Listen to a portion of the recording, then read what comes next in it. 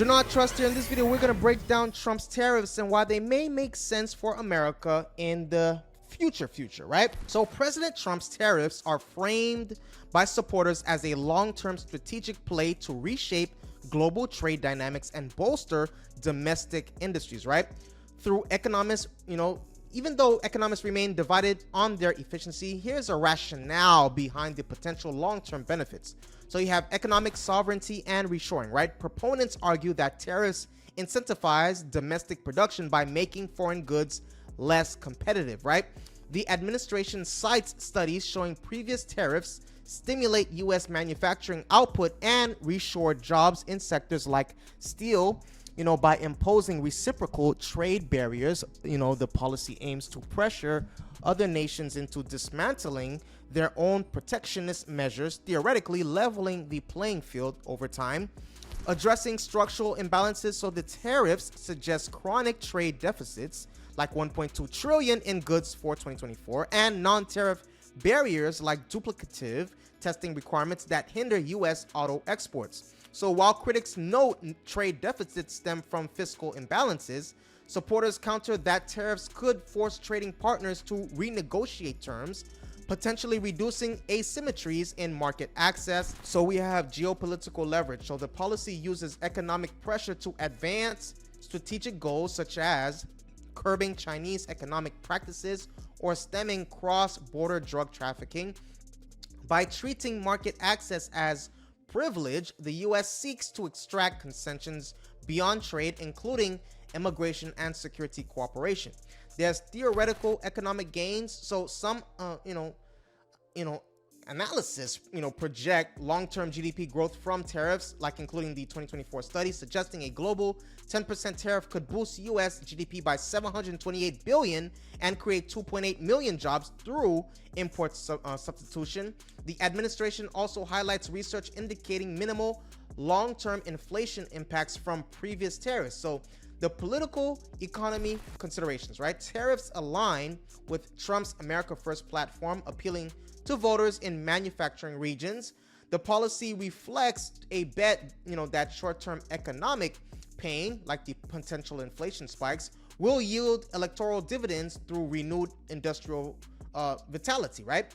Limitations and counter-arguments. So critics emphasize that tariffs alone cannot resolve trade deficits without addressing the U.S.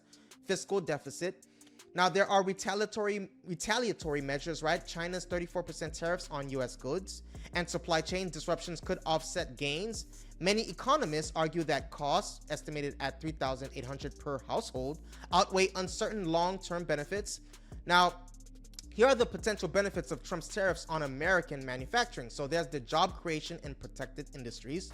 So tariffs on steel and aluminum during Trump's first term reportedly spurred $15.7 billion in industry investments and created over 4,000 jobs in steel production. So the reinstated 232 steel tariffs are credited with bolstering domestic steel output and employment.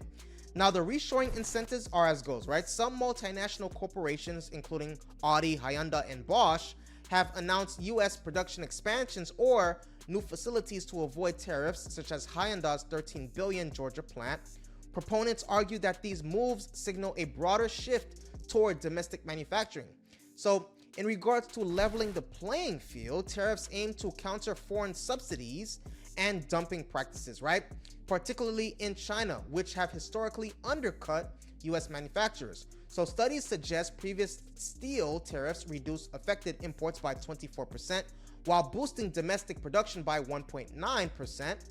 Now, the strengthening of local supply chains, you have higher import costs could incentivize manufacturers to source materials domestically, supporting smaller, suppliers and regions like the Rust Belt.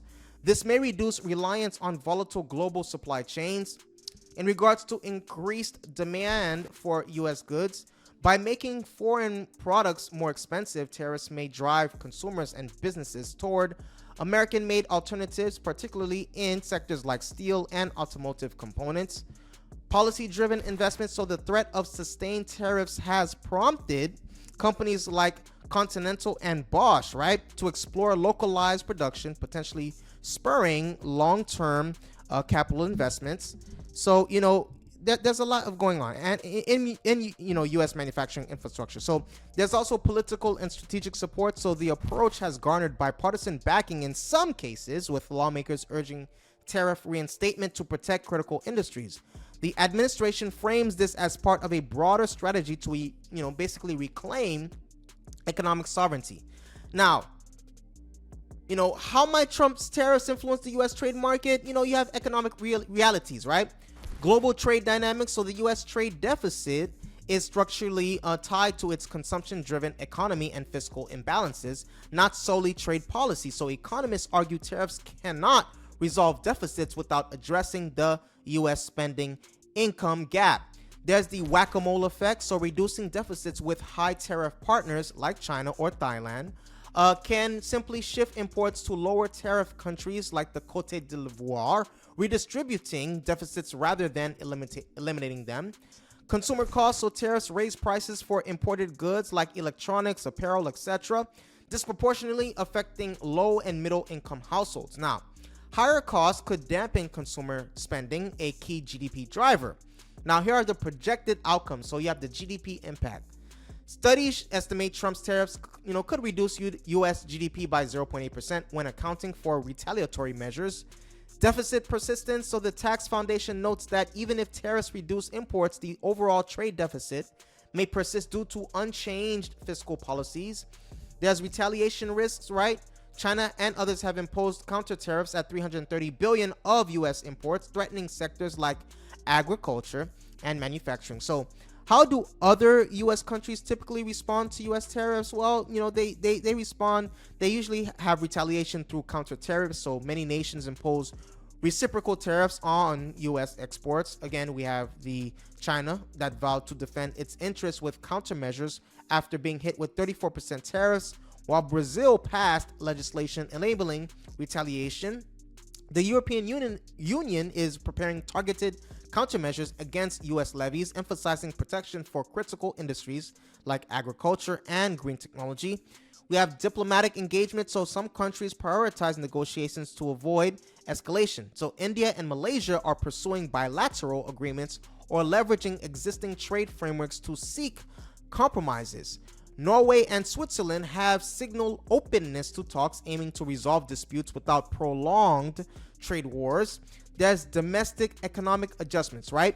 Nations like New Zealand and Colombia are exploring opportunities to fill gaps in U.S. markets. Colombia's president suggested exporting agro-industrial goods to replace costlier non-Latin American imports in the U.S. while avoiding retaliatory tariffs on creating U.S. goods. So that's what I have for you today. Please take a moment right now to hit that subscribe button and the like button. If you like this video and you gain value from this video, you want more videos like this, let me know by hitting that subscribe button and the like button. See you on the next video.